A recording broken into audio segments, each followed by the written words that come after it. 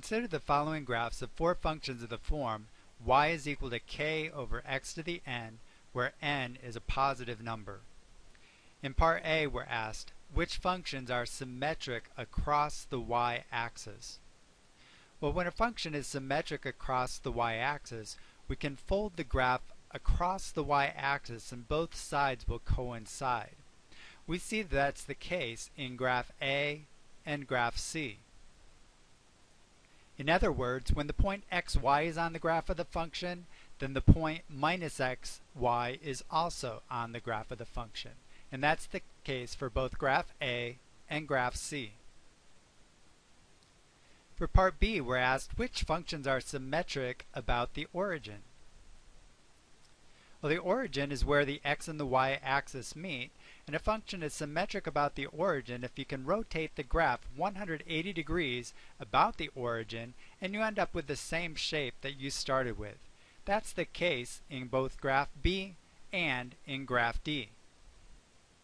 In other words, when you draw a line segment connecting the points xy and minus x minus y, the origin will be the midpoint of that line segment.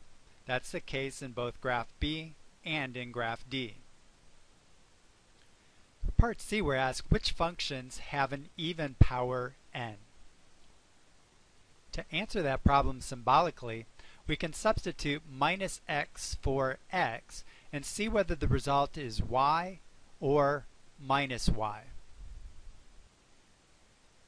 First of all, we substitute minus x for x in the expression k over x to the n. Now let's simplify. Minus x to the n is the same as negative 1 to the n times x to the n. Now for part C, we're trying to determine which have an even power n. So let's assume that n is even. Maybe n is 2, maybe n is 4, maybe n is 6. What is the square of negative 1? Well, negative 1 times negative 1 is positive 1. Or what if n was 4? What's negative 1 to the 4th power? That's also positive 1. Negative 1 to the 6th power is positive 1. Negative 1 to any even power is positive 1. So if we have an even power n, then negative 1 to the n becomes 1, and the expression simplifies to just k over x to the n. But what is k over x to the n? K over x to the n is the original value of y. So what this shows us is that if the point xy is on the graph of a function, then if n is even, the point minus xy must also be on the graph of the function. So we locate the graphs that have the point minus xy on them, and we see that that's precisely the graphs that were symmetric across the y-axis. So if a graph is symmetric across the y-axis, then it must have an even power n. So our answer for part C is the same as our answer for part A, graphs A and C. For part D, we're asked which functions have an odd power n. Well, we can approach this problem the same as we did for part C, but this time let's assume that our power n is odd rather than even. So once again, we start off with k over minus x to the n, and we can rewrite that as k over negative 1 to the n times x to the n. But this time we're assuming that n is odd, so we think about what is negative 1 to an odd power. Negative 1 to the first power is negative 1. Negative 1 to the third power is also negative 1. Negative 1 to the fifth power is negative 1. Negative 1 raised to any odd power is negative 1. So we get k over negative 1 times x to the n, but that's the opposite of k over x to the n, and we know that k over x to the n is our original value of y. So our end result is that we get minus y.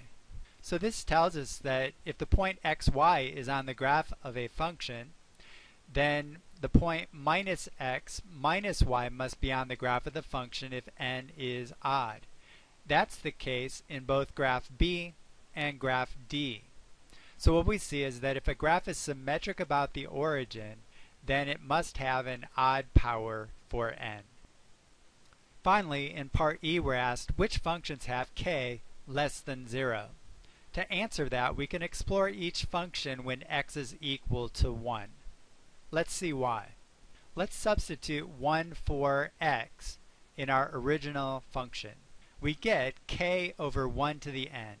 And regardless of whether n is even or odd, 1 raised to the n power will just be the number 1. 1 to the first power is 1. 1 squared is 1. 1 cubed is 1. 1 to the fourth power is 1. 1 to any power is 1. And 1 goes into k times, so we determined that the y value is k when x is equal to 1. So all we need to do is to determine the value of y when x is equal to 1 on each graph to determine the value of k. Let's take a look at graph A. When x is equal to 1, the corresponding y value is 1. That tells us that k is equal to 1. What about graph C? When x is equal to 1, the corresponding y value is negative 1. So k is equal to negative 1. What about graph B? We go over to x equals 1, the corresponding y value is negative 1. So k is equal to negative 1. What about graph D? When x is equal to 1, the corresponding y value is 1. So k is equal to 1. When is k less than 0? Well, that occurs for both graph C and B when k is equal to negative 1.